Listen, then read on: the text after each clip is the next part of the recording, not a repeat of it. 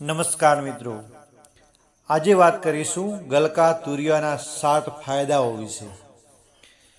આ ગલકા તુરિયા શાક કેલરીમાં ખૂબ ઓછું અને પોષક તત્વોમાં ભરપૂર હોય છે। તેમાં vitamin C, zinc, magnesium, iron અને સૌથી અગત્યનું પુષ્કળ માત્રામાં પાણી અને ફાઇબર હોય છે। ફાઇબર અને પાણી વધુ હોવાથી તે પેટને લાંબા સમય સુધી ભરેલું રાખે છે અને કેલરી ખૂબ ઓછી આપે છે। ડાયાબિટીસ માટે ઉત્તમ। તેમાં રહેલા પેપ્સાઇડ્સ અને આલ્કલોઇડ્સ બ્લડ શુગરને લેવલને નિયંત્રણ રાખવામાં મદદ કરે છે। પાચનતંત્ર અને કબજિયાત। તેમાં રહેલા ફાઇબરનો મોટો ભાગ પાચનને સુધારે છે અને કબજિયાતની સમસ્યા દૂર કરવામાં મદદ કરે છે। આંખની દ્રષ્ટિ સુધારે। તેમાં બીટા કેરોટીન હોય છે જે શરીરમાં વિટામિન એ માં રૂપાંતરિત થાય છે અને આંખના સ્વાસ્થ્ય માટે જરૂરી છે।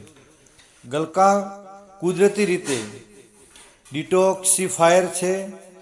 તે લીવરને સાફ કરવામાં અને તેના કાર્યને સુધારવામાં મદદ કરે છે। રોગ પ્રતિકારક શક્તિ।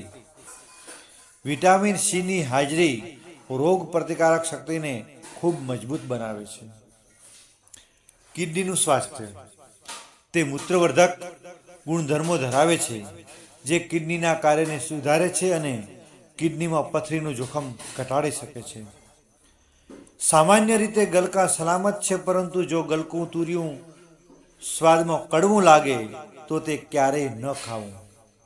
કડવાશ તેમાં રહેલા કુકબિટાર્સિન નામના તત્વને કારણે હોય છે જે વધુ માત્રામાં ઝેરી હોઈ શકે છે।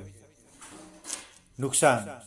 વધુ પડતા સેવનથી પાચન સંબંધિત સમસ્યાઓ જેમ કે ઝાડા થઈ શકે છે કારણ કે તેમાં ફાઇબર વધારે હોય છે। ગલકા તુરિયાનો તમારા આહારમાં ચોક્કસ સમાવેશ કરો, પરંતુ કડવા ગલકા તુરિયાથી દૂર રહો। તમને ગલકા કે તુરિયાનું કયું શાક સૌથી વધારે ભાવે છે તે કોમેન્ટમાં જરૂરથી કહેજો। વિડીયો ગમ્યો હોય તો લાઈક કરી તમારા મિત્રોને શેર કરજો અને ચેનલને સબસ્ક્રાઈબ કરવાનું ભૂલતા નહીં।